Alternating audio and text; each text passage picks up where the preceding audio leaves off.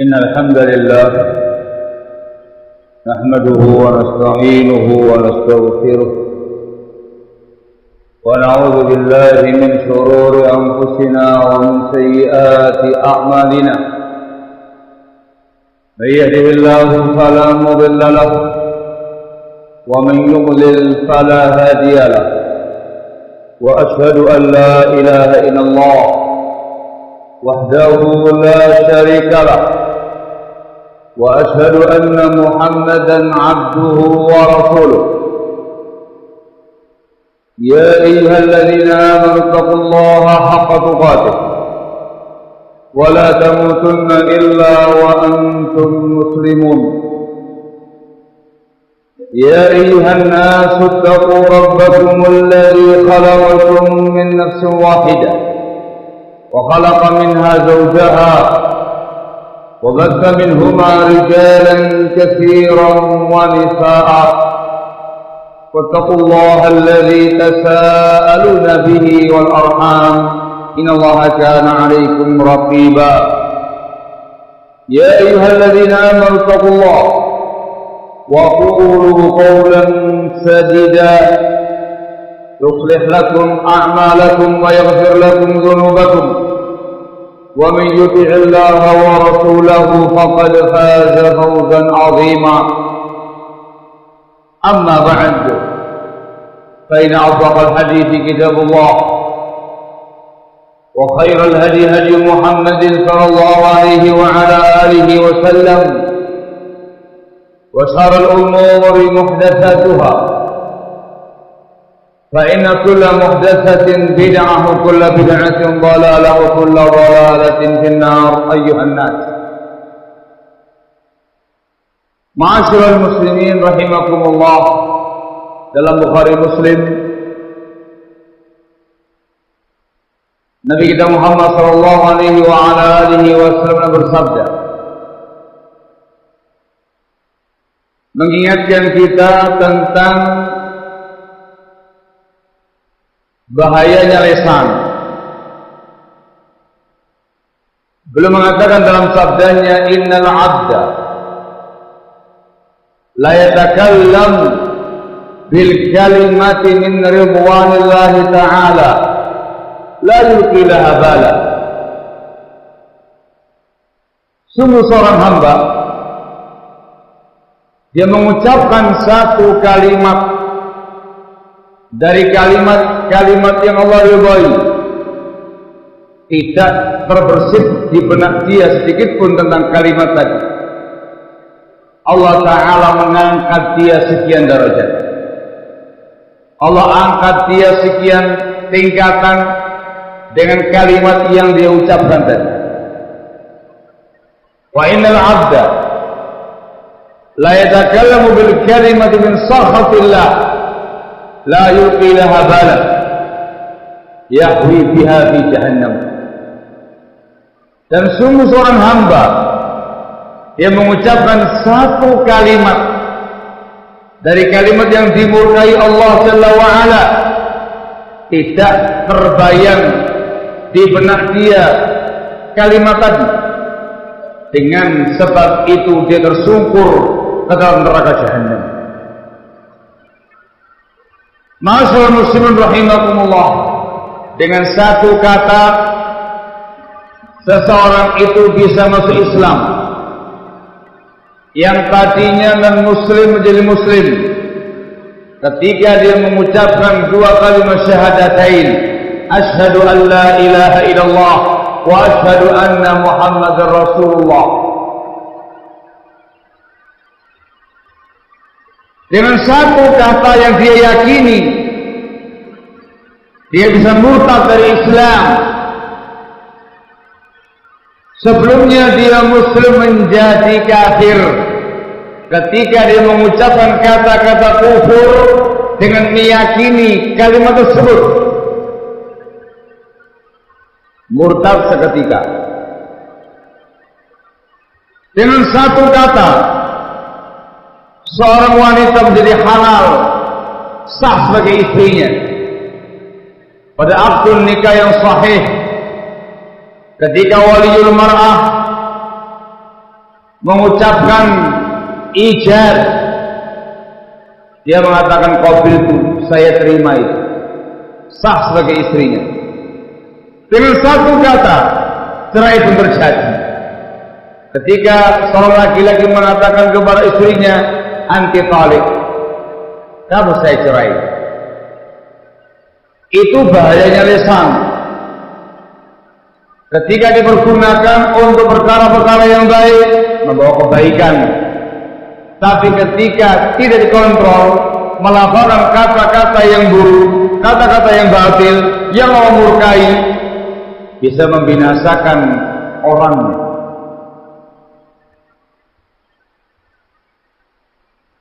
Ma'asyiral muslimin rahimakumullah, dari sinilah Allah Ta'ala memerintahkan kita kaum muslimin, kaum mukminin, bertakwa kepadanya. Dan di antara bentuk takwanya ialah mengucapkan kata-kata yang sadid, yang benar, yang lurus, yang hak, yang baik. Ya ayyuhalladzina amanu taqullaha wa qulu qawlan sadida.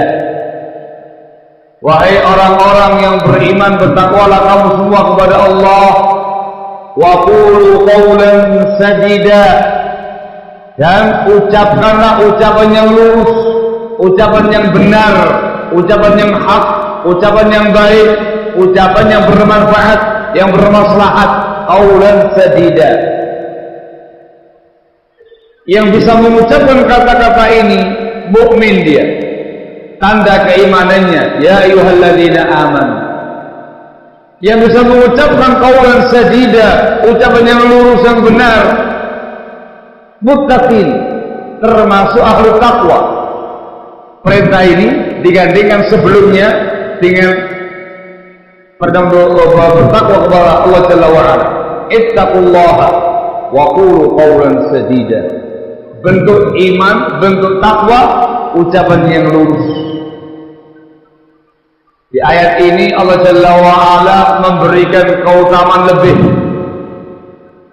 bagi mereka yang beriman, yang bertakwa, dan yang mengucapkan kata-kata yang baik, yang lurus. Yuslih lakum a'malakum wa yaghfir lakum dzunubakum. Allah akan memperbaiki amal-amal kalian dan mengampuni dosa-dosa kalian. Dengan iman, dengan takwa, dengan ucapan yang baik, ucapan yang lurus, amal-amal kita menjadi saleh, dosa-dosa kita diampuni. Qulu qawlan sadida, ucapkan yang lurus-lurus saja, lafalkan yang baik-baik saja, lafalkan kebenaran, lafalkan yang bermanfaat, yang bermaslahat, jangan sebaliknya. Juga dalam hadis Bukhari Muslim dari sahabat yang mulia, sahabat Abu Hurairah semoga Allah meridainya, kata Rasulullah SAW, man kana yu'minu billahi wal yawmil akhir falyaqul khairan aw liyasmut. Hadis yang merupakan faedah besar terkait dengan lesan kita, yang artinya kata beliau sallallahu alaihi wasallam, barang siapa yang beriman kepada Allah dan hari akhir, falyaqul khairan, hendaklah mengucapkan kebaikan, aw liyasmut, atau diam. Hanya dua pilihan, ucapan yang baik atau diam. Hadis ini barakallahu fikum menegaskan kepada kita untuk menjaga lisan. Hukum asalnya kita tidak boleh melafalkan satu kalimat pun, satu lafal pun, melainkan bila kita yakini ini ucapan yang baik, ucapan yang jelas kemanfaatannya, jelas kemaslahatannya. Tapi ketika maslahat dan madharatnya sama, diam. Ketika besar madharatnya, wajib diam. Aw yasmut. Dijelaskan oleh para ulama, sebelum kita melafalkan sesuatu, pastikan 3 hal. Yang pertama adalah hadzal kalam haqqun bi dzatihi. Ucapan kita yang kita ucapkan, yang kita lafalkan, ucapan hak, ucapan kebenaran pada zatnya. Ucapan hak, ucapan yang benar. Maka harus ada dasar ilmiahnya, argumentasinya, ada dasar ayatnya atau hadisnya atau keterangan para ulama yang menetapkan ini ucapan yang benar, qaulul haq. Jangan sampai mengucapkan kata-kata batil, jangan sampai mengucapkan kata-kata mungkar, jangan sampai mengucapkan kata-kata kufur atau kata-kata syirik atau kata-kata penyimpangan atau kata-kata kefasikan atau kata-kata kemungkaran. Tidak boleh. Pastikan ucapannya benar.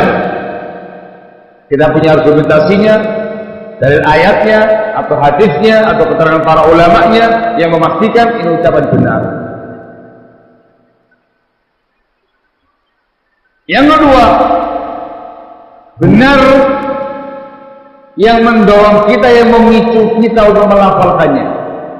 Maknanya ialah ayyakuna mukhlisan fi kalamihi yabtaghi bidzalika wajh Allah.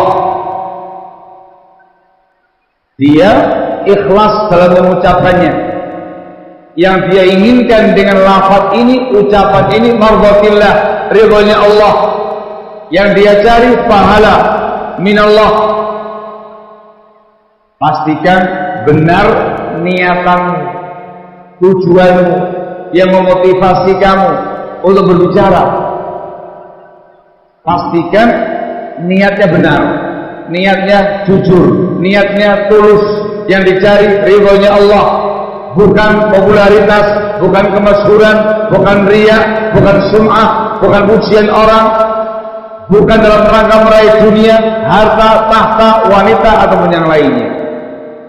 Tidak ada tendensi pribadi, tidak ada tendensi duniawi. Niatan dia lillahi ta'ala. Cek niatmu, cek motivasimu, cek maksudmu mengucapkan kata-kata. Harus ikhlas. Yang ketiga, hakun fi atharihi. Pastikan ucapan ini baik efeknya. Baik efeknya.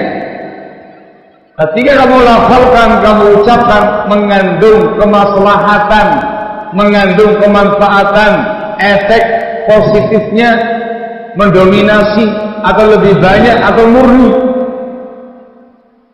Sehingga perhatikan tempat dalam mengucapkannya, perhatikan waktu dalam melafalkannya, kepada siapa kamu menyampaikannya. Itu semuanya diperhatikan, dipastikan efeknya positif. Bisa jadi ucapannya benar, tapi motivasinya riya, yang memicu dia riya, kemasyhuran, ketenaran, pujian orang, niatan duniawi, ego pribadi. Jangan kamu lafalkan, diam. Bisa jadi ucapannya benar, ikhlas, terus mengucapkannya lillahi ta'ala, menyampaikannya. Kadang tempatnya kurang tepat, waktunya kurang pas, audiennya kurang tepat. Ketika dia sampaikan di tempat ini, yang muncul negatif, yang kalau dia menyampaikan di waktu-waktu yang demikian negatif. Kalau disampaikan kepada barakallahu fikum audien tertentu negatif, diam, jangan kamu sampaikan, tunda penyampaiannya sampai ada tempat yang tepat, waktu yang tepat, audiens yang tepat. Tidak semua ilmu disampaikan, tidak semua al-haq disuarakan. Lihat tempat, lihat waktu, lihat orang. Ketika diperhitungkan ternyata memunculkan efek negatif yang besar, tunda penyampaiannya. Jangan sampaikan di tempat itu, atau di waktu itu, atau di orang tersebut. Disebut dalam Sahih Bukhari, ini argumentasi dari sahabat yang mulia, sahabat Abu Hurairah radhiyallahu anhu mengatakan, hafidtu min Rasulillah sallallahu alaihi wa ala alihi wasallam bi'aini min al-ilm. Aku menghafal dari beliau sallallahu alaihi wasallam dua bejana besar ilmu. Beliau memisalkan, menggambarkan ilmunya yang begitu banyak yang didapatkan dari beliau sallallahu alaihi wasallam. Dua bejana besar isinya ilmu. Beliau mengatakan, amma ahaduhuma faqad batattu. Adapun bejana pertama sudah saya sebarkan di tengah-tengah kalian, sudah saya sembunyikan, saya sampaikan. Wa amal akhar law batattuhu quti'a hadzal hurqum. Adapun bejana yang lain, kalau seandainya saya sebarkan, saya sampaikan kepada kalian, akan putus urat nadiku ini. Artinya apa? Saya akan mati. Kata para ulama dalam syarahnya, artinya ilmu ini ilmu dari beliau sallallahu alaihi wasallam belum waktunya disampaikan oleh para sahabat, sebab kalau disampaikan yang muncul dampaknya negatif. Al-Hafidz Ibnu Hajar rahimahullah Fathul Bari syarah Sahih Bukhari ketika menerangkan riwayat yang menyebutkan ada kemungkinan ilmu yang dimaukan oleh sahabat tadi yang belum disebarkan berkaitan dengan penguasa yang zalim, berkaitan dengan nama-nama mereka,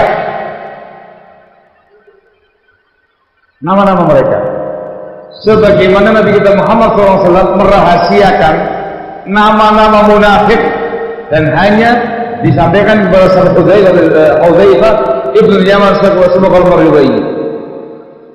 Yang lain tidak dikasih tahu. Hudzaifah dikasih tahu nama-nama munafik. Dan dikasih pesan, jangan disebarkan, jangan kamu sampaikan. Ini membahayakan kalau disampaikan kepada umat yang muncul efek negatif. Begitu pula kata Al-Hafidz Ibnu Hajar rahimahullah yang disampaikan sama sahabat tersebut kepada Abu Hurairah. Satu bejana ilmu yang banyak itu bisa jadi berkaitan dengan penguasa yang zalim dan nama-nama mereka. Rasul menyampaikan itu akan muncul penguasa yang zalim, fulan, Allah. Kalau disampaikan di tengah-tengah umat Islam, yang muncul akan negatif dampaknya, memicu amarah kaum muslimin, memicu yang namanya pemberontakan dan semisalnya, diredam, tidak disampaikan. Padahal hadis Rasul SAW, padahal ilmu yang diambil langsung dari beliau SAW. Ini hujahnya para ulama untuk poin yang ketiga tadi. Bisa jadi ucapannya benar, niatnya tulus, tapi waktunya kurang tepat, tempatnya kurang pas, audienya kurang pas, tunda penyampaian. Sampaikan hanya kepada orang-orang yang bisa menerima dengan baik, yang bisa mencerna dengan baik, yang bisa memahami dengan baik, dan yang bisa menempatkannya dengan baik. Penting diperhatikan barakallahu fikum. Intinya adalah ucapkan kebaikan. Kalau nggak bisa, diam. Jangan menyampaikan yang batil, jangan menyampaikan sesuatu tempatnya salah, waktunya salah, atau audienya salah. Jangan menyampaikan hal-hal yang diperkirakan akan memunculkan dampak negatif yang mengerikan. Barakallahu fikum. Aqulu ma tasma'un wa astaghfirullah min kulli dhanbin innahu huwal ghafurur rahim.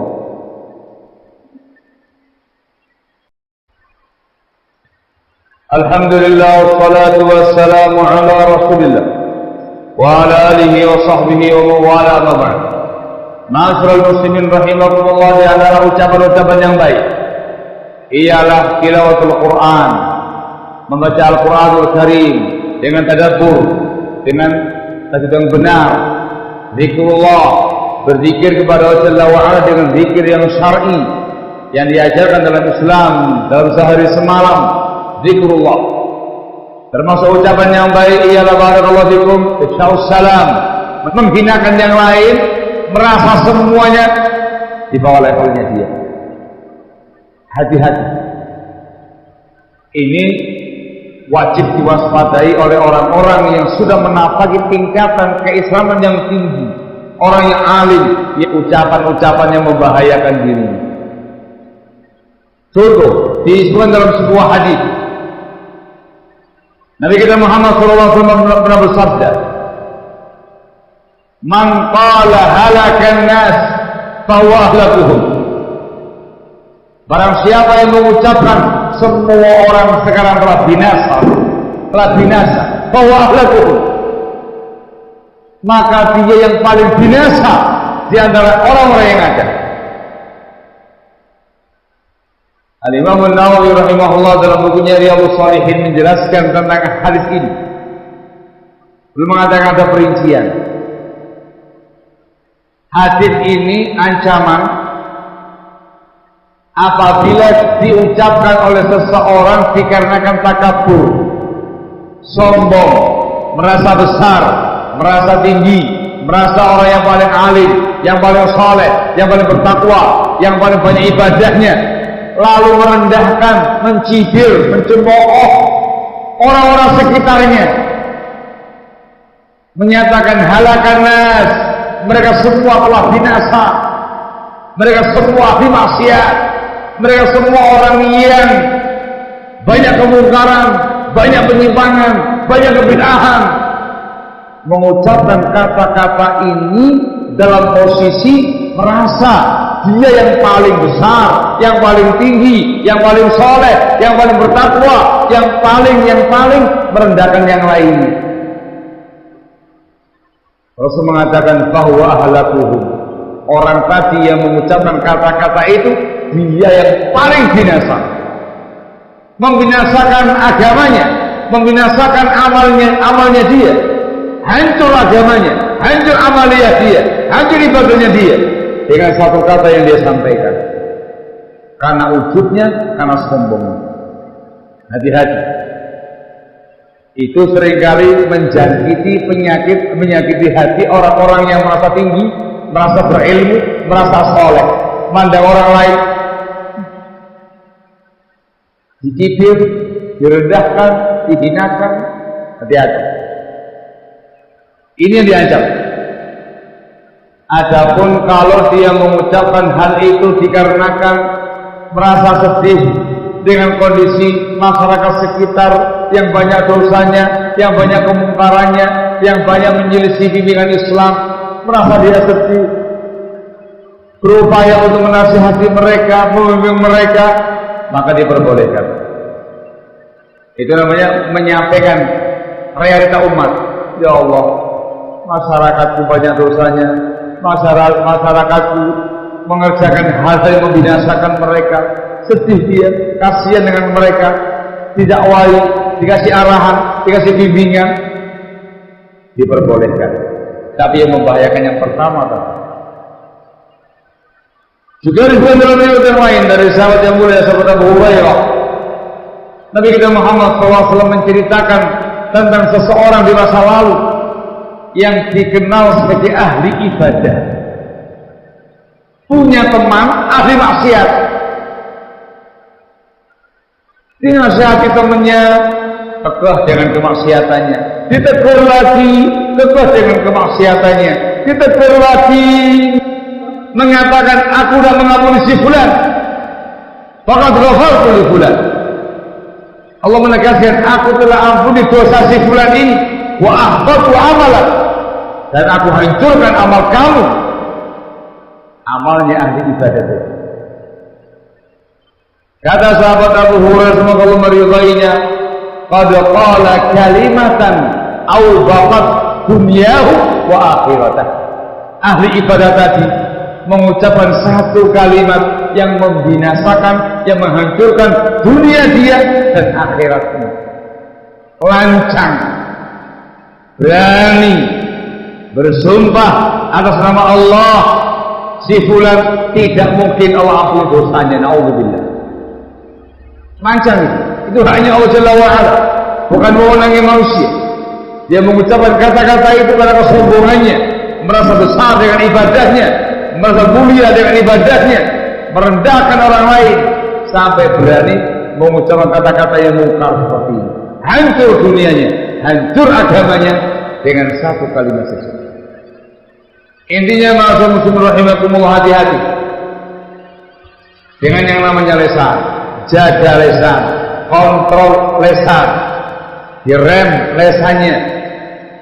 Sebelum berbicara dicamkan baik-baik, pastikan ucapannya benar, ucapannya hak, ilmiah, benar, niatnya tulus, ikhlas, ucapannya baik. Kalau tidak bisa, diam. Barakallahu fikum. Semoga Allah Jalla wa Ala senantiasa berikan taufiknya bagi kita semua.